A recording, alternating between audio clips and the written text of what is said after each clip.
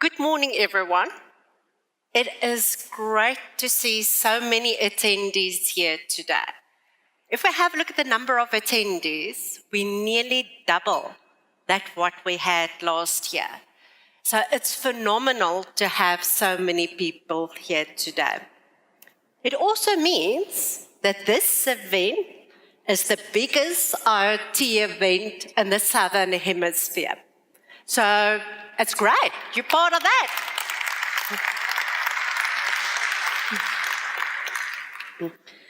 We're all here to share our thoughts on IoT, learn from each other, and see where this journey is taking us. So typically, IoT has got 4 layers. The first is the sensor layer, as can be seen behind me. Secondly, the connectivity layer. Thirdly, compute link. And then fourthly, the application or visual layer. Now, currently, there's a very big debate about the sensor layer. And the reason why there's this big debate is because the number varies quite dramatically, from about 35 million to 50 billion by the year 2025. What makes it even more interesting is that Gartner's number doubles between the year 2020 and the year 2025.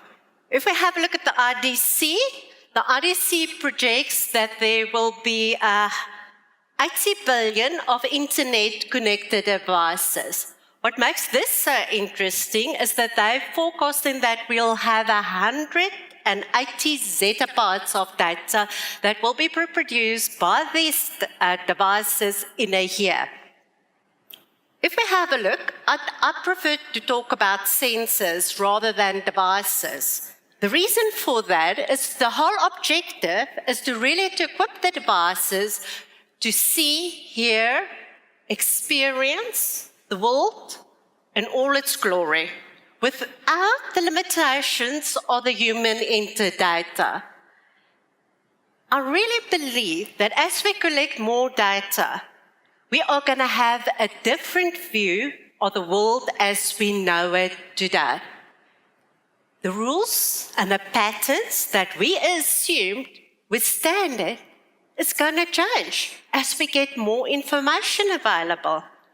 There might be a dispute about the number of devices, but the one thing we can all agree on is that IoT is exploding fast because of the extraordinary capability that it's bringing to companies. So whether it is to provide improved efficiency, better collaboration, or better quality in the production and manufacturing line, all of those are really just providing better customer service. And is that not the reason why we're here? To provide better customer service?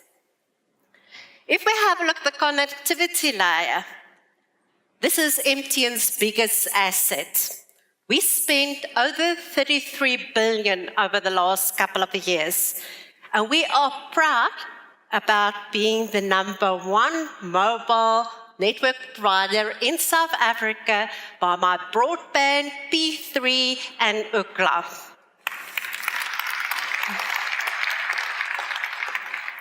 New technologies like 5G and NB-IoT is making IoT just so much more accessible, especially if we have a look at some of the high-end demands we've got from an application perspective.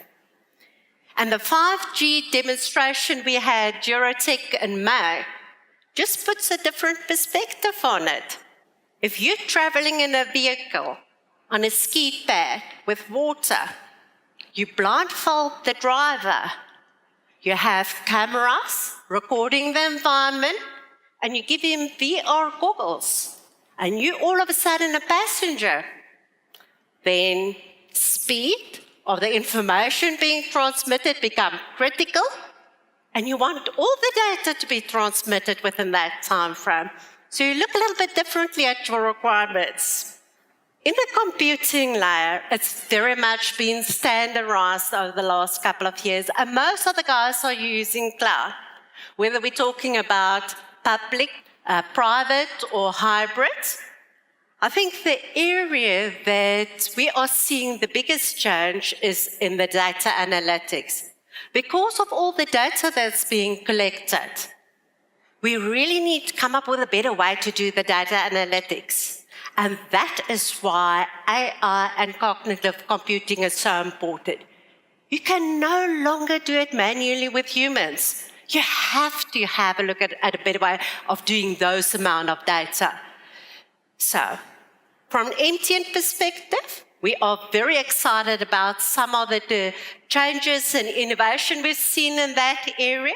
And we'll be talking with Welgevonden Game Reserve and Wageningen University a little bit later, and they will be sharing some of the really innovative stuff that they've been doing.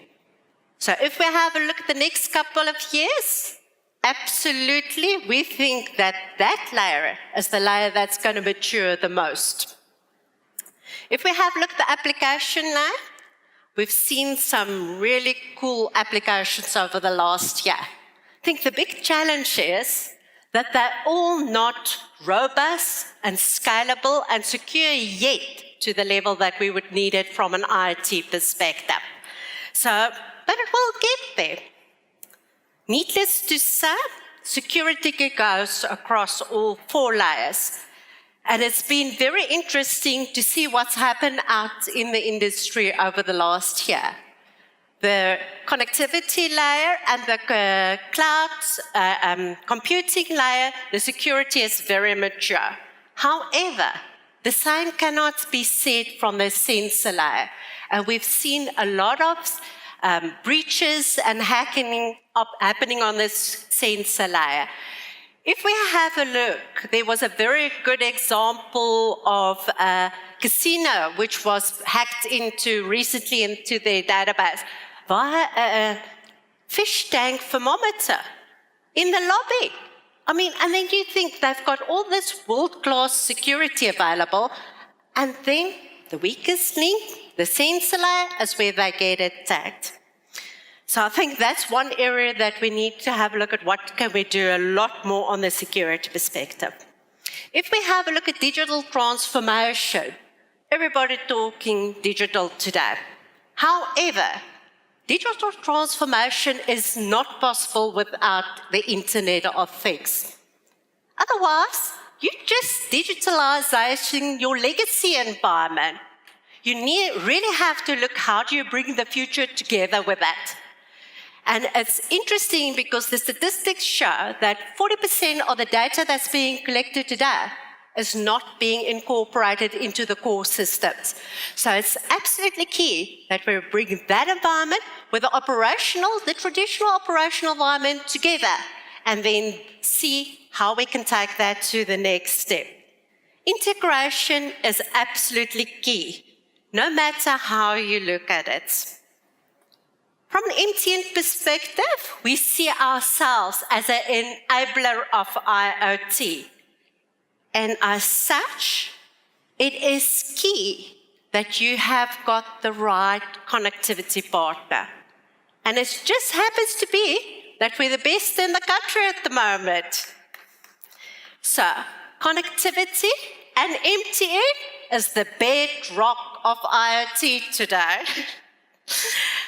No single vendor can provide the IoT end-to-end. And as such, partnering with the right suppliers is absolutely key. And I really want to thank every vendor, every partner that's here today, whether it is presenting or actually showcasing. I want to thank you for being part of this momentous event. And then a special thanks to Huawei, Cisco, and the Innovation Hub. We will not be able to do these events without your partnership. So thank you very much for being part of this today. Thank you.